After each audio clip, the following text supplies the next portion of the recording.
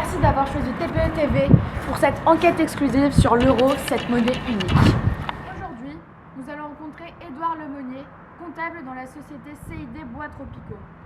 Cette entreprise a été créée en 1973 par Dominique Mort. Il existe 3 sites en France. À Nantes, le siège social, à Saint-Malo, l'agence commerciale et ici, à Moult, en Normandie, au cœur de la base logistique. 15 employés travaillent ici.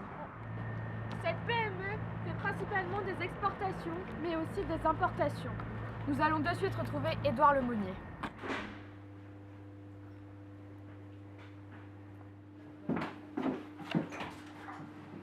Bonjour, Mélise Andieu, merci de nous accueillir. Édouard Lemonnier. Bonjour, Rose de Bouville, enchantée. Bonjour, Jeanne Rabérol. Édouard Lemonnier. Merci de nous recevoir aujourd'hui dans votre entreprise. Dans le cadre de notre TPE que nous réalisons en première ES au lycée Charles de Gaulle à Caen, nous allons vous poser quelques questions au sujet du passage du franc à l'euro et surtout, comment l'avez-vous vécu au sein de votre entreprise? Bonjour, mesdemoiselles. Je vous remercie d'avoir choisi notre entreprise comme sujet, comme support de votre TPE. On discutera ensemble de l'impact du passage du franc à l'euro sur les relations commerciales avec nos fournisseurs et nos clients. Donc j'attends vos questions auxquelles j'essaierai de répondre le plus précisément possible.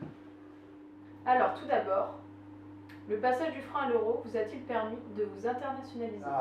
Le passage du franc à l'euro nous a permis d'avoir une meilleure vision du marché, évitant que certains pays fassent du dumping monétaire en jouant sur leur monnaie, ou en les dévaluant, ou en les surévaluant. Ça nous a permis d'uniformiser nos comparaisons des différents produits dans les différents pays, et les comparaisons tarifaires étaient beaucoup plus simples à faire quand chacun parlait avec la même monnaie. Donc, selon vous, les échanges à l'international ont réellement été facilités grâce à cette monnaie unique? Donc les échanges internationaux ont été facilités avec la monnaie unique. Je vais vous prendre un exemple qui, j'espère, va vous parler. Quand j'allais en Afrique acheter du bois, je me retrouvais avec des concurrents européens, allemands, italiens, belges. Chacun avait sa monnaie qui était plus ou moins forte par rapport au franc CFA.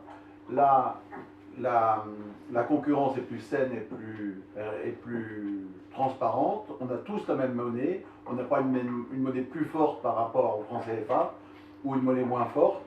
Et ça a un peu uniformisé la concurrence et stabilisé les prix au niveau européen. Pour votre entreprise, l'euro a-t-il créé de l'inflation? Alors, pour notre entreprise, j'ai du mal à savoir si l'euro a provoqué l'inflation. On est sur un marché mondial, on achète du bois, des marchandises au Brésil, en Afrique, en Asie. C'est plus les cours mondiaux qui déterminent le prix du marché que la monnaie. Mais l'euro en globalité en France, d'après moi, a dû causer l'inflation. On est passé malheureusement en une dizaine d'années, ce qui coûtait 1 franc, l'unité, coûte 1 euro maintenant. Pouvez-vous donc dire que l'euro a été bénéfique pour votre entreprise?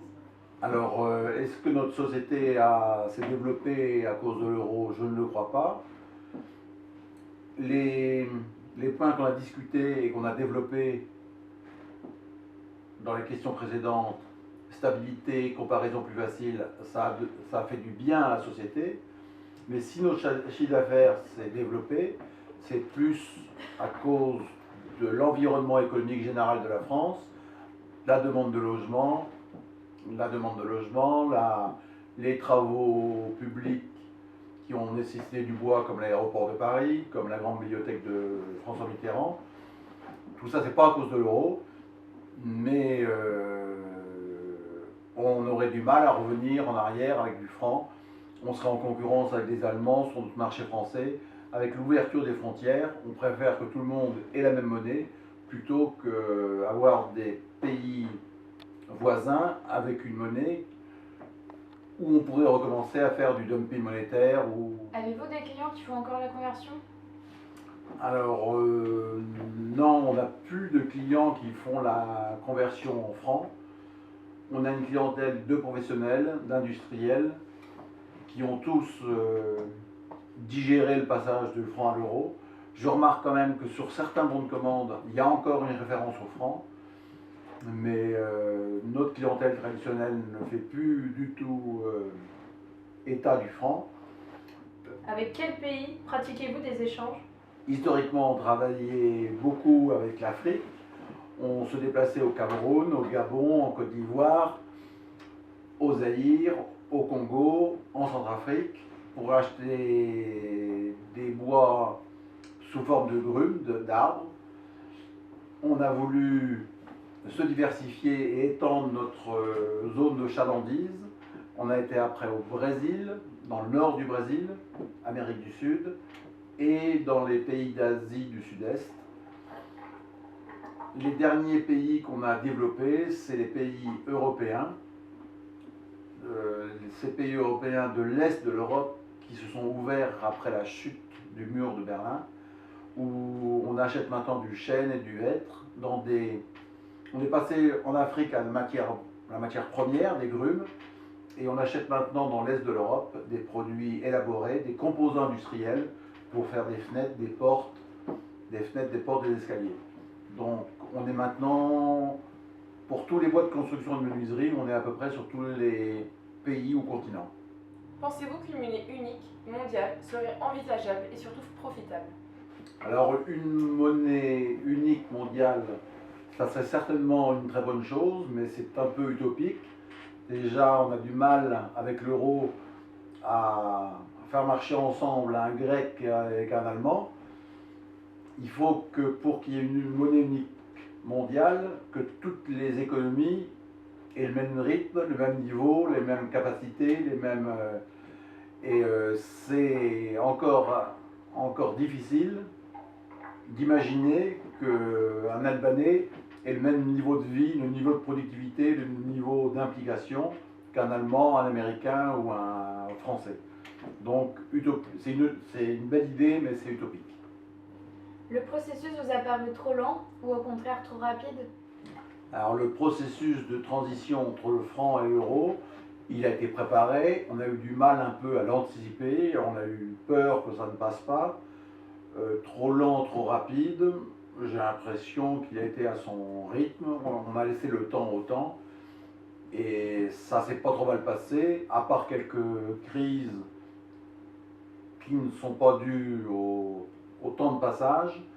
Je trouve que c'était assez bien prévenu. Je suis responsable comptable depuis 90 et on a assez bien vécu ça. On a eu plus peur des bugs informatiques que des bugs commerciaux.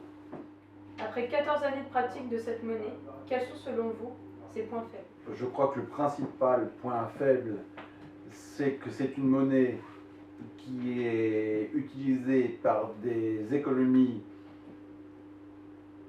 qui sont difficilement comparables. Je vous ai déjà répondu sur l'exemple grec et l'exemple allemand. La productivité et le niveau économique de la Grèce est très difficilement comparable avec celui de la France, pas de l'Angleterre, parce que c'est pas l'euro, de la France, de l'Italie, de l'Allemagne. Et pourtant, ils utilisent la même monnaie.